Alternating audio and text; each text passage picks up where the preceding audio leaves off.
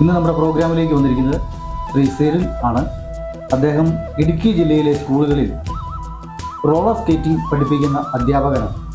വളരെ സ്നേഹപൂർവ്വം അദ്ദേഹത്തെ നമ്മൾ സ്വാഗതം ചെയ്യുന്നു. സെരിലിനെ പോലെ ഒരു ചെറുപ്പക്കാരൻ ഓണക്കാലങ്ങളും ഓണവിശേഷങ്ങളും ഒക്കെ ആയിട്ട് നമ്മുടെ മുമ്പിൽ വന്നിരിക്കുകയാണ്. അപ്പോൾ അദ്ദേഹത്തെക്കുറിച്ച് ചില കാര്യങ്ങൾ നമുക്ക് ചോദിച്ചറിയാം. നമ്മൾക്കും പ്രേക്ഷകർക്കും എന്തെങ്കിലുമൊക്കെ പ്രത്യേകത ഇതിനകത്ത് തോന്നുമോ എന്ന് നമുക്കൊന്ന് മനസ്സിലാക്കുകയും ചെയ്യാം. അദ്ദേഹത്തിൻ്റെ ജീവിത വിഷയത്തിലേക്ക് നമുക്കൊന്ന് കടന്നു പോകാം. ശ്രീ സെരിൽ എവിടെയാണ് പ്രാഥമിക വിദ്യാഭ്യാസം നടത്തിയത്? ഞാൻ 1 തൊട്ട് 6ാം ക്ലാസ് വരെ മാവടി സെൻറ് തോമസ് സ്കൂളിലാണ് പഠിച്ചത്. അതിനുശേഷം 7 തൊട്ട് 10 വരെ സെൻറ്റ് സെബാസ്റ്റ്യൻ സ്കൂളിൽ നെടുങ്കണ്ടത്തിൽ പഠിച്ചു. അതിനുശേഷം +1 ഉം +2 ഞാൻ VHSC നെടുങ്കണ്ടത്ത് അവിടെയായിരുന്നു. അതിനുശേഷം ഞാൻ കോളേജ് വിദ്യാഭ്യാസത്തിനായി നെടുങ്കണ്ടം കോപ്പറേറ്റീവ് കോളേജിൽ 2012 to 2015 3 വർഷം നെടുങ്കണ്ടം കോപ്പറേറ്റീവ് കോളേജിൽ ഡിഗ്രി കംപ്ലീറ്റ് ചെയ്തു. അതിനുശേഷമാണ് ഞാൻ MBA ചെയ്യാനായിട്ട് എറണാകുളത്ത് MBA. എനിക്ക് ഈ സ്കൂളിൽ പോകാൻ ഭയങ്കര മടിയായിരുന്നു. അപ്പോൾ എനിക്ക് വീട്ടിലൊരു പട്ടി ഉണ്ട്, വല്യപ്പന്. അപ്പോൾ പള്ളിക്കൂടത്തിൽ പോകണമെന്ന് പറഞ്ഞ് എന്നെ വീട്ടിൽ നിന്ന് ഇറക്കി വിട്ട് കഴിയുമ്പം ഈ പട്ടി എൻ്റെ പുറകെ വന്നാൽ കൃത്യമായിട്ട് ഞാൻ വീട്ടിൽ നിൽക്കുന്നില്ല. അപ്പോൾ വല്യപ്പൻ എന്ത് ചെയ്യും, പെട്ടെന്ന് എന്നെ ഇറക്കി വിട്ട് വെച്ച് കഥ അല്ലാതെ ഈ പട്ടി അഴിച്ചു.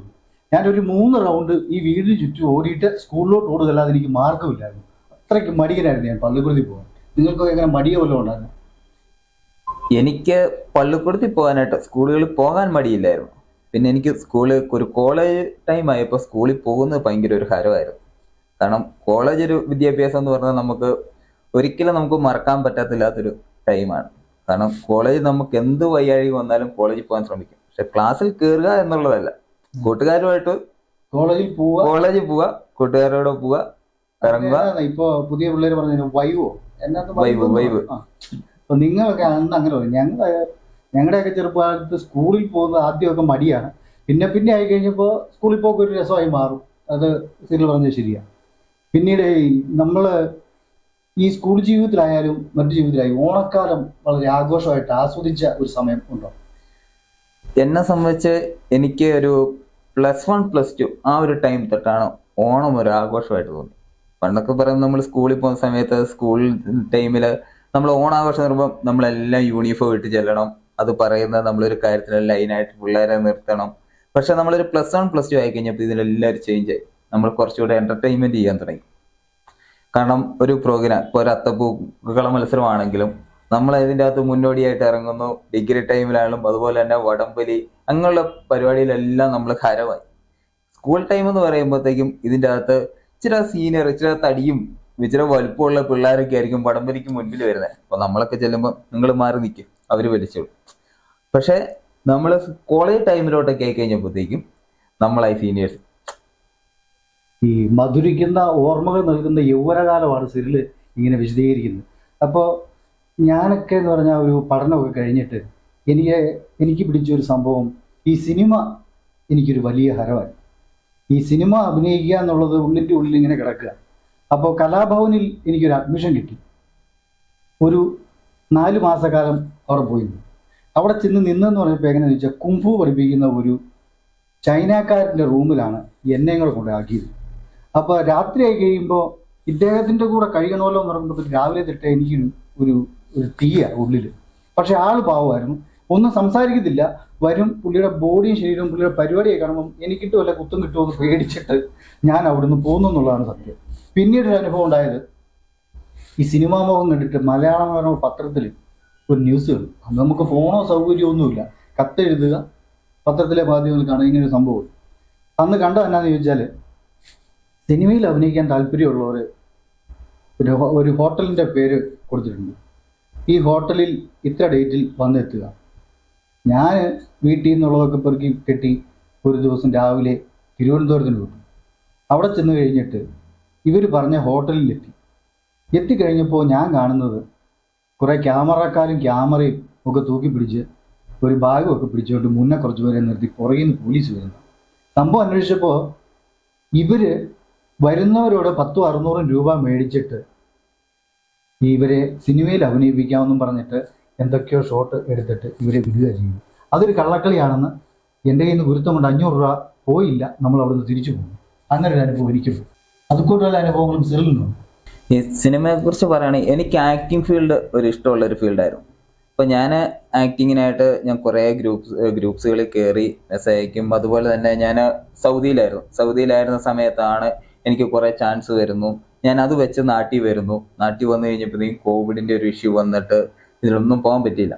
അങ്ങനെ വന്ന സമയത്താണ് ഒരു ഷോർട്ട് ഫിലിം, നമ്മുടെ ഒരു കൂട്ടുകാരുടെ കൂടി ഒരു ഷോർട്ട് ഫിലിം ചെയ്ത്, പിടിവള്ളി എന്ന് പറഞ്ഞൊരു ഷോർട്ട് ഫിലിം ചെയ്തു. ആ ഷോർട്ട് ഫിലിമിൽ അഭിനയിച്ചു. അതിനുശേഷം മഴവിൽ മനോരമയിലോട്ട് പോകാനായിട്ട് ഒരു കോമഡി, അത് വലിയൊരു അനുഭവമാണ്. അത് ഞങ്ങളത് അതിൻ്റെ ഒരു സ്ക്രിപ്റ്റ് ഉണ്ടാക്കിയെടുക്കാനായിട്ട് തന്നെ ഒരു 2-3 ആഴ്ചയോളം തന്നെ നമ്മൾ അതിനു വേണ്ടി മെനക്കെട്ടതാണ്. ചെയ്ത് ഞങ്ങൾ ഇത് അഭിനയിച്ച് ഞങ്ങൾക്കൊരു റെക്കോർഡ് ചെയ്ത് ഞങ്ങൾക്കിത് അയച്ചു കൊടുക്കും. അതിനായിട്ട് ഞങ്ങൾ നെടുങ്കണ്ടം പ്രദേശം മൊത്തം നടക്കുക. ആദ്യം ഒരു മലമണ്ട ചെന്നു. അവിടെ നിന്നിപ്പം ഇവിടെ ചെയ്താൽ ശരിയാകുകയില്ല. അതിനുശേഷം ഞങ്ങൾ അവിടുന്ന് വീണ്ടും പോയി ഒരു സ്കൂളിൻ്റെ ബാക്ക് സൈഡിൽ കൂടെ പോയി ഞങ്ങളൊരു കാട്ടിൽ പോയിരുന്നു. അവിടെ നിന്നിപ്പം ഇതിനെന്തോക്കെ ഒരു കുറവുണ്ട്. ഞങ്ങളതിരുന്ന് വീണ്ടും ഒന്ന് റീവൈൻഡ് ചെയ്തു.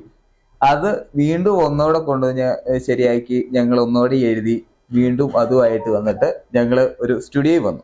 നെടുങ്കണ്ടം നമ്മുടെ ഒരു കൂട്ടാൻ്റെ സ്റ്റുഡിയോ ആണ്. സ്റ്റുഡിയോയിൽ വന്നിട്ട് ഞങ്ങൾ പ്ലാൻ ചെയ്യാം, ശരി നമുക്ക് എടുത്തേക്കാം ഒരു 10 മിനിറ്റ് വീഡിയോ. അപ്പം അത് ഇത്തിരി ലെന്ത് കൂടുതല, 5 മിനിറ്റ് കൊണ്ട് നമുക്ക് തീർക്കണം. ഞങ്ങൾ എല്ലാം പ്ലാൻ ചെയ്തു. അപ്പം എൻ്റെ പാർട്ണറായിട്ട് വരുന്ന ഇദ്ദേഹമാണ്. ഞങ്ങൾ സ്റ്റുഡിയോയിൽ വന്നു, ഡ്രസ്സൊക്കെ മാറുന്നു. അപ്പം ഞങ്ങളൊരു പെയിൻറ്റിങ്ങുകാരൻ്റെ ഒരു വേഷമാണ് ഞങ്ങൾ ചെയ്യുന്നത്. ബനിയനൊക്കെ വലിച്ചു കയറി. അവസാനം ഞങ്ങൾക്ക് പെയിന്റ് ഇല്ല.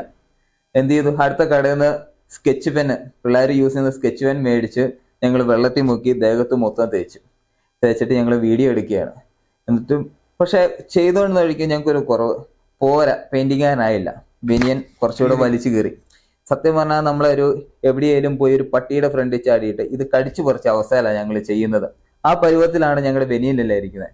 ഞങ്ങൾ ഷൂട്ട് ചെയ്തു, റെക്കോർഡ് ചെയ്തു, ഞങ്ങൾ മഴവിൽ മനോരമയ്ക്ക് ഞങ്ങൾ അയച്ചു കൊടുത്തു. പക്ഷെ അവര് ഞങ്ങളുടെ പെയിന്റിങ്ങാരെന്നുള്ള അവര് കണ്ട ഞങ്ങൾ പിച്ചക്കാരെന്നുള്ള ലെവലിലോട്ടായി പോയി. കാരണം ഞങ്ങളുടെ ഡ്രസ്സിന്റെ കോലം ഞങ്ങൾ ആ രീതിയിലോട്ട് മാറ്റിയിരുന്നു. അത് നമുക്കൊന്ന് കാണിക്കാം. അതെ, അത് വലിയൊരു അനുഭവം തന്നെയാണ്. ഇങ്ങനെ കലാജീവിതത്തിൽ പറഞ്ഞാൽ തീരാത്തത്ര അനുഭവങ്ങളൊക്കെ എല്ലാവർക്കും തന്നെയുണ്ട്. എനിക്ക് വേറെ അനുഭവമുണ്ട്. ഈ മാവടി പള്ളിയിൽ ഒരിക്കലും ഞങ്ങൾ കൊയർ ഏറ്റെടുത്തു പെരുന്നാളിന്. അച്ഛൻ ഞങ്ങൾക്ക് സമയം തന്നത് കൃത്യം 10 മണി. അപ്പോൾ ഞങ്ങൾക്ക് ഞങ്ങളുടെ ഓർക്കസ്ട്ര എല്ലാം കൂടി ചേർന്ന് വരാൻ കുറച്ച് ബുദ്ധിമുട്ടുണ്ടായി. അപ്പോൾ സമയം കുറച്ച് താമസിച്ചതിൻ്റെ പേരിൽ ഞങ്ങൾ 10 മണി എന്നുള്ളത് 10:15 അവിടെ ചെല്ലുമ്പോൾ അവിടെ ചെന്ന് കയറി, എന്നാൽ സെറ്റപ്പ് എല്ലാം ഇറക്കി വെച്ചേക്കാം എന്നും കൊണ്ട് വണ്ടിയിൽ നിന്ന് ഓർഗൺ, മറ്റ് സംഭവങ്ങൾ, ഗിറ്റാർ, തബല ഒക്കെ ഇറക്കാൻ ഞങ്ങൾ തുടങ്ങുമ്പോൾ ഈ അച്ഛൻ ഓടി വന്നിട്ട് ഞങ്ങളോട് പറഞ്ഞു, എന്താ പരിപാടി? അപ്പം ഞാൻ പറഞ്ഞു, അച്ഛാ പെരുന്നാളിൻ്റെ സമയം എപ്പോഴാണ് പറഞ്ഞേ? സമയം 10 മണിയാണ് പറഞ്ഞത്. ഞങ്ങൾ വരാൻ കുറച്ച് താമസിച്ചു, വണ്ടിക്ക് പ്രശ്നമുണ്ടായി. ഇവിടെ നടക്കുകയില്ല, ഇതൊക്കെ ഏറ്റാൽ ഏൽക്കുന്ന സമയത്ത് കൃത്യം ചെയ്തിരിക്കണം എന്നും പറഞ്ഞ് അച്ഛൻ ഞങ്ങളെ പറഞ്ഞു വിട്ടു. അങ്ങനെ ചില അനുഭവങ്ങളും ഞങ്ങൾക്കുണ്ടായിട്ടുണ്ട്. സുനിൽ കൂടുതൽ വിദ്യാർത്ഥികളും ഒക്കെ ആയിട്ട് ഇടപെട്ട് ജീവിച്ചുകൊണ്ടിരിക്കുന്ന സമയമാണ്. സെറിൽ. അപ്പോൾ ഈ കൂടുതൽ വിദ്യാർത്ഥികളും ഇപ്പോൾ പഠനത്തിലും മറ്റ് ഇതര വിഷയങ്ങളിലും നല്ല രീതിയിൽ തന്നെ ഇടപെടുന്നുള്ളൂ. അവരുടെ മാനസികാവസ്ഥ ഈ ഫോണും മറ്റ് സൗകര്യങ്ങളൊക്കെ വന്നപ്പോൾ എന്തെങ്കിലും വ്യത്യാസങ്ങൾ വന്നിട്ടുണ്ടോ എന്ന് മനസ്സിലായിട്ടുണ്ടോ? തീർച്ചയായും. കാരണം ഇപ്പോൾ സാധാരണ ഒരാൾ ഏറ്റവും കൂടുതൽ സമയം സ്പെൻഡ് ചെയ്യുന്നത് ഫോണിന്റെ മുന്നിലായിരിക്കും. മീഡിയാസിന് ഏറ്റവും കൂടുതൽ പ്രാധാന്യം ഇപ്പം എല്ലാവരും കൊടുക്കുന്നത്. ഒരു കുട്ടിയാണല്ലോ സ്കൂൾ വിട്ട് വന്ന് ഫസ്റ്റ് അവനെടുത്ത് യൂസ് ചെയ്യുന്ന മൊബൈലാണ്. ഇപ്പം മൊബൈലിൻ്റെ ഒരു കാലമാണ്. കാരണം മൊബൈൽ കൂടിയതോടെ പിള്ളേർ ഇപ്പം പഠിക്കുന്ന സമയം പോലും വളരെ കുറവാണ്. അതുപോലെ തന്നെ നമ്മുടെ കോവിഡിൻ്റെ ഒരു ടൈം വന്ന സമയത്ത് എല്ലാം ഓൺലൈൻ ക്ലാസ് ആയി. അന്ന് മുതൽ എല്ലാ കുട്ടികൾക്കും ഇപ്പം ഫോണില്ലാത്ത കുട്ടികൾക്ക് പോലെ ഫോണായി. കാരണം അവർക്ക് പഠിക്കാൻ അന്ന് ഫോൺ അത്യാവശ്യമായിരുന്നു. അങ്ങനെ ഇപ്പം എല്ലാ പിള്ളേരിലും തന്നെ ഫോണുണ്ട്. അപ്പം കുട്ടികൾക്ക് സത്യം പറഞ്ഞു കഴിഞ്ഞാൽ ഫോണിൻ്റെ ഉപയോഗം കുറയ്ക്കുക. ഇപ്പം ഇവർക്കൊരു മാർഷൽ ആർട്സ്, അതുപോലെ തന്നെ സ്കേറ്റിങ്, അതുപോലുള്ള എല്ലാ ആക്ടിവിറ്റീസും, അങ്ങനെയുള്ള ആക്ടിവിറ്റീസ് കൊടുത്തു കഴിയുമ്പോഴത്തേക്കും കുട്ടികളിൽ ഫോൺ ഉപയോഗം വളരെ കുറച്ച് ഇതുപോലുള്ള ആക്ടിവിറ്റീസ്, അതുപോലെ പഠനം, അങ്ങനെയുള്ള കാര്യങ്ങളിലോട്ട് അവരുടെ ഒരു ഇതിലോട്ട് നമുക്ക് കൊണ്ടുപോകാൻ പറ്റും. കാരണം ഫോൺ ഉപയോഗിക്കാൻ തുടങ്ങിക്കഴിഞ്ഞ് പിന്നെ ഇതിനൊരു അഡിക്ഷനാണ്. കൂടുതലും നേരത്തേക്ക് അറിയാം പിള്ളേർ ഗെയിം കളി, ഫോൺ കിട്ടിക്കഴിഞ്ഞാൽ ഗെയിം കളിച്ചുകൊണ്ടിരിക്കും. ഇതിൽ സമയം ഇവരെന്തുമാത്രം സ്പെൻഡ് ചെയ്യുന്നെന്ന് ഇവർക്ക് അറിയാൻ പറ്റുന്നില്ല. ഇപ്പം കുട്ടികൾ മൊബൈൽ ഉപയോഗിക്കുമ്പോഴേക്കും ശാരീരികമായിട്ടും മാനസികമായിട്ടും അവർക്ക് വലിയ ബുദ്ധിമുട്ടുകൾ ഉണ്ടാകാറുണ്ട്. ഇപ്പോൾ ഒരു ഫോൺ ഉപയോഗിക്കുന്ന ഒരു കുട്ടി, അവന് ഒരു 10 മിനിറ്റ് നടക്കേണ്ട സമയമായിരിക്കും അവൻ അത് ഉപയോഗിച്ച് അതിൻ്റെ മുന്നിലിരുന്ന് ശാരീരികമായി അവർ ഡൗൺ ആയിക്കൊണ്ടിരിക്കുകയാണ്. അപ്പോൾ നമ്മൾ അവർക്കൊരു മാർഷൽ ആർട്സ് ക്ലാസ് ചെയ്യുന്ന ഒരു കുട്ടിയാണ്, അതുപോലെ സ്കേറ്റിങ് അങ്ങനെയുള്ള ആക്ടിവിറ്റീസ് ചെയ്യുന്ന കുട്ടികളാണ്, കുറച്ചുകൂടെ ഉണർവ് അവർക്ക് കിട്ടും. അതുപോലെ തന്നെ പഠിക്കാനാന്ന് പറഞ്ഞാലും അവർക്ക് ചിന്തിക്കാനാന്ന് പറഞ്ഞാലും അവർക്ക് എഫേർട്ട് എടുക്കുന്നൊരു കുഴപ്പമില്ല. പക്ഷെ മൊബൈൽ ഉപയോഗിച്ച് കഴിഞ്ഞാൽ ഇവർ തീരെ ഒരു ഉറങ്ങുന്ന മട്ടിലോട്ട് സമയം കളയുക. ഇപ്പം ഉറങ്ങുന്ന കുട്ടികൾ പോലും മൊബൈൽ ഉപയോഗിച്ചുകൊണ്ടിരുന്ന് കഴിഞ്ഞാൽ അവർ ഉറങ്ങാനുള്ള സമയം പോലും കുറവാണ്. ഒരു കുട്ടിയെ സംബന്ധിച്ച് അവന് ഏറ്റവും കുറഞ്ഞത് ഒരു 8 മണിക്കൂറെങ്കിലും ഉറങ്ങണമെന്ന്. അപ്പം മൊബൈൽ ഉപയോഗം കൂടുന്നത് കൊണ്ട് കുറയ്ക്കുക എന്നുള്ളതാണ്. ഇതിനാണ് ഞാനിപ്പം മാർഷൽ ആർട്സ് ട്രെയിനിങ് കൊടുക്കുന്നുണ്ട്, അതുപോലെ തന്നെ ബാഡ്മിൻ്റൺ കൊടുക്കുന്നുണ്ട്, അതുപോലെ തന്നെ സ്കേറ്റിങ്ങിനാണ് ഞാൻ മെയിനായിട്ട് സ്കേറ്റിംഗ് ആണ് ചെയ്യുന്നത്. ഇപ്പോൾ സിറിൽ സാർ പറഞ്ഞത് വളരെ ശരിയാണ്. ഇന്ന് വിദ്യാർത്ഥികളെ സംബന്ധിച്ച് കൂടുതലും സോഷ്യൽ മീഡിയ, ഫോണാണ് എല്ലാവരുടെയും കയ്യിൽ. പണ്ടെന്ന് പറഞ്ഞാൽ അടുത്തൊരു സുഹൃത്തിനെ കണ്ടാൽ പെട്ടെന്ന് തോളെ തൊട്ടു അല്ലെ കൈ പിടിച്ചു, ആ സന്തോഷം പങ്കുവെച്ചു, വർത്തമാനം പറഞ്ഞു, അവർ ലോകകാര്യങ്ങളായാലും ചർച്ച ചെയ്തുകൊണ്ട് നിൽക്കും. ഇപ്പോൾ ഒരാൾ എന്നെ ഉണ്ടെന്ന് കഷ്ടി ചോദിച്ചെങ്കിൽ ചോദിച്ചു, ഇല്ലെങ്കിൽ ഇല്ല, അപ്പോൾ തന്നെ ഫോൺ എടുക്കുന്നു, തോണ്ടുന്നു. ഇത് തന്നെയാണ് നടന്നുകൊണ്ടിരിക്കുന്നത്. വീട്ടിലായാലും കൂടുതൽ കാര്യങ്ങൾ, ആക്ടിവിറ്റികൾ പിള്ളേർക്ക് ചെയ്യാനുണ്ടെങ്കിലും പഠിക്കേണ്ട സമയമായാലും അല്ലെങ്കിൽ കാരണവന്മാരെ ഒന്ന് സഹായിക്കേണ്ട സമയമായാലും എന്തെങ്കിലും ഒന്ന് ചെയ്തേ എന്ന് പറഞ്ഞു കഴിഞ്ഞാൽ പിള്ളേർക്ക് മടിയാണ്. പെട്ടെന്ന് അവർ ഫോണും കൊണ്ട് ഒരു മുറി കയറി കഥ കടച്ചു കഴിഞ്ഞാൽ നേര് പറഞ്ഞാൽ കുട്ടികളുടെ ജീവിതം ഏകദേശം പോയി എന്ന് തന്നെ വേണം കരുതാൻ. അവർ അവിടെ അടയിരുന്ന് പോവുകയാണ് ചെയ്യുന്നത്. അതിലൊരു മാറ്റം അത്യാവശ്യമായിട്ടും സമൂഹം നോക്കിയായാലും ശരി, പിന്നെ കുടുംബം നോക്കിയായാലും ശരി, അധ്യാപകർ നോക്കിയിട്ടായാലും ശരി, പിള്ളേരെ മറ്റൊരു തരത്തിലേക്ക് മനസ്സ് മാറ്റിവിടേണ്ടത് വളരെ അത്യാവശ്യമായ കാര്യമാണ്. പിന്നെ ഈ ഏതെങ്കിലും തരത്തിലുള്ള മാനസിക വിഷമങ്ങൾ ഈ ജീവിതത്തിനിടയ്ക്ക് വന്നു, സന്തോഷത്തിനപ്പുറം മാനസിക വിഷമങ്ങളും ഉണ്ടല്ലോ. അപ്പോൾ ഏറ്റവും കൂടുതൽ വേദനയോ അല്ലെങ്കിൽ വിഷമങ്ങളോ ഉണ്ടായി ഞാൻ ചിന്തിക്കുന്നത് പറയാം, ഒരു മനുഷ്യനെ സംബന്ധിച്ച് അവൻ എപ്പോഴും അവൻ്റെ ലൈഫിൽ സന്തോഷം മാത്രമുണ്ടെങ്കിൽ അവൻ്റെ ലൈഫ് കൊണ്ട് ഒരർത്ഥമില്ല. കാരണം മനുഷ്യൻ ജീവിച്ചിരിക്കുമ്പോഴാണ് അവൻ്റെ സ്വർഗവും നരകവും. അപ്പം ഒരു ജീവിതത്തിൽ ഒരർത്ഥം ഉണ്ടാകണമെങ്കിൽ അവൻ എന്തെങ്കിലും ബുദ്ധിമുട്ടുകൾ ഉണ്ടായാൽ മാത്രമേ അവൻ്റെ ജീവിതത്തിൽ എനിക്ക് ഇന്ന പോലെ പറ്റിയല്ലോ, അല്ലെങ്കിൽ ഇന്ന ഒരു ബുദ്ധിമുട്ടുണ്ടായി കഴിയുമ്പോഴായിരിക്കും അവൻ്റെ ജീവിതത്തെ ചിന്തിക്കുന്നത്. എന്നും സന്തോഷമുള്ള ഒരുത്തൻ ഇപ്പം നമ്മൾ 365 ദിവസം ഹാപ്പി ആയിട്ട് കഴിഞ്ഞിട്ടിരിക്കുക, അവന് എന്ത് വേണം? അത് അവൻ ആഗ്രഹിക്കുന്നതെല്ലാം അവന് നേടാൻ പറ്റുന്നുണ്ട്. പക്ഷെ അതുകൊണ്ട് അവൻ്റെ ജീവിതത്തിൽ എന്തെങ്കിലും അർത്ഥം ഉണ്ടാകുന്നുണ്ടോ? ഒരിക്കലുമില്ല. അവൻ്റെ ജീവിതത്തെ പറ്റി ചിന്തിക്കുന്നില്ല. കാരണം നമ്മൾ എന്ത് വേണമെന്ന് തോന്നിയാലും നമ്മുടെ കയ്യിലോട്ട് കിട്ടിക്കൊണ്ടിരിക്കും. പക്ഷെ ഇപ്പോൾ ഒരു 65 വയസ്സ് 75 വയസ്സ് വരെ ജീവിച്ചു എന്നതിനുള്ള കാര്യം, നമ്മൾ 75 വയസ്സ് വരെ ജീവിച്ച് അതിൽ നിന്ന് എന്ത് നേടി എന്നുള്ളതിലാണ് ജീവിതത്തിൽ. അപ്പൊ ഞാൻ അങ്ങനെ ചിന്തിക്കുന്നൊരു മനുഷ്യനാണ്. അപ്പൊ ജീവിതം എന്ന് പറയുമ്പോൾ ബുദ്ധിമുട്ടുകളും വേണം, സന്തോഷങ്ങളും വേണം, സങ്കടങ്ങളും എല്ലാം വേണം. അതാണ് ജീവിതം. ഞാൻ അങ്ങനെയാണ് ചിന്തിക്കുന്നത്. ഓക്കെ. അപ്പോൾ എന്താന്ന് ചോദിച്ചാൽ, ഈ മധുരം മാത്രം കഴിച്ചുകൊണ്ടിരുന്നാൽ കയ്പ് എന്താണെന്നറിയില്ല. ഈ കയ്പ് മാത്രമാണ് കഴിക്കുന്നതെങ്കിൽ മധുരം എന്താണെന്നും അറിയത്തില്ല. അപ്പോൾ ഇത് രണ്ടും കൂടെ വന്നെങ്കിലേ ഇതിൻ്റെ രണ്ടിൻ്റെയും ശരിയായ മാധുര്യം തന്നെ ആസ്വദിക്കാൻ പറ്റത്തുള്ളൂ എന്നാണ് ഇപ്പോൾ സിറിൽ പറഞ്ഞു നിർത്തിയത്, അല്ലേ? അതെ. സിറിൽ മെയിനായിട്ട് സ്പെഷ്യലൈസ് ചെയ്തിരിക്കുന്നത് റോളർ സ്കേറ്റിംഗ് ആണ്. അതിനെക്കുറിച്ചൊന്ന് വിശദീകരിച്ച് പറയാൻ പറ്റും? ഞാൻ ഇപ്പോൾ സ്കേറ്റിംഗ് ആണ് ഞാൻ എൻ്റെ ഒരു പ്രൊഫഷനായിട്ട് ഞാൻ ചെയ്തുകൊണ്ടിരിക്കുന്നത്. ഞാൻ സ്കേറ്റിംഗ് പഠിക്കുന്നത് എൻ്റെ മാസ്റ്റർ എന്ന് പറയുന്നത് സാബു സാറാണ്. അദ്ദേഹം കട്ടപ്പനയിലാണ്, സാബു എംആർ എന്ന് പറയുന്നത്. അദ്ദേഹത്തിൻ്റെ അടുത്തു നിന്നാണ് ഞാൻ സ്കേറ്റിംഗ് പഠിക്കുന്നത്. ഞങ്ങളിപ്പം 5 പേരാണ് ഇടുക്കി ജില്ലയിൽ മെയിനായിട്ട് സ്കേറ്റിംഗ് ഞങ്ങൾ ക്ലാസ് എടുത്തുകൊണ്ടിരിക്കുന്നത്. ഞാനിപ്പോൾ ഒരു 9 സ്കൂളുകളിലൂടെ എടുക്കുന്നുണ്ട്. അപ്പം നമ്മുടെ ഇടുക്കി ജില്ലാ സ്കേറ്റിംഗ് അസോസിയേഷൻ്റെ സെക്രട്ടറിയാണ് സാബു സാറ്. അദ്ദേഹമാണ് നമ്മളെ ഈ സ്കേറ്റിംഗ് ഇടുക്കി ജില്ലയിൽ ഡെവലപ്പ് ചെയ്യാനുള്ള എല്ലാ ഹെൽപ്പുകളും ചെയ്യുന്നത്. അതുപോലെ തന്നെ കൂടെയുള്ളത് ആലിച്ചൻ സാറ്, അതുപോലെ തന്നെ ജയേഷ് സാറ്, സെബാസ്റ്റ്യൻ മാഷ്, സാവു മാഷ്, ഇത്രയും പേരാണ് ഈ സ്കേറ്റിങ്ങിൻ്റെ ഇതിനായിട്ട് നമ്മളെ സപ്പോർട്ട് ചെയ്ത എല്ലാ കാര്യങ്ങളും ചെയ്യുന്നത്. ഇപ്പം ഞങ്ങൾ 5 പേര് കൂടിയാണ് ഇപ്പോൾ ഏകദേശം ഞാനൊരു 9 സ്കൂളുകളിൽ പഠിപ്പിക്കുന്നുണ്ട്. ഇടുക്കി ജില്ലയിൽ നിന്ന് നല്ല സ്കേറ്റേഴ്സിനെ നമ്മൾ വളർത്തിക്കൊണ്ടുവരിക എന്നാണ്.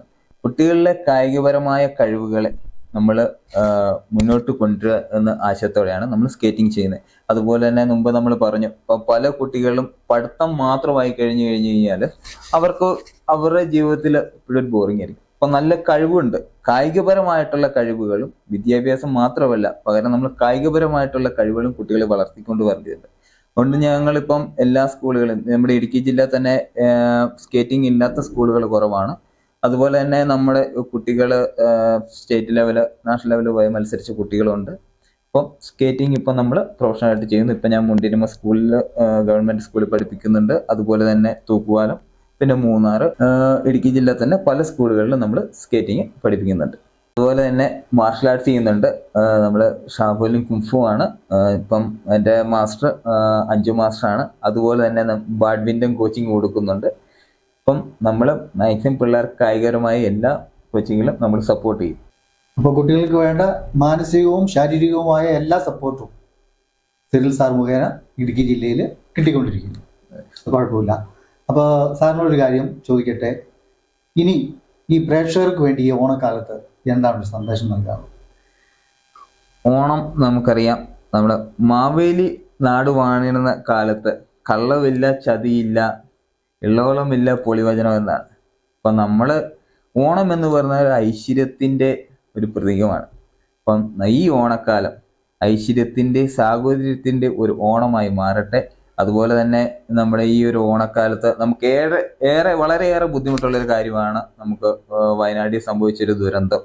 കാരണം അവിടെയുള്ള നമ്മുടെ ഈ ഒരു ഓണക്കാലത്ത് അതുപോലൊരു ദുഃഖകരമായൊരു വാർത്തയാണ്.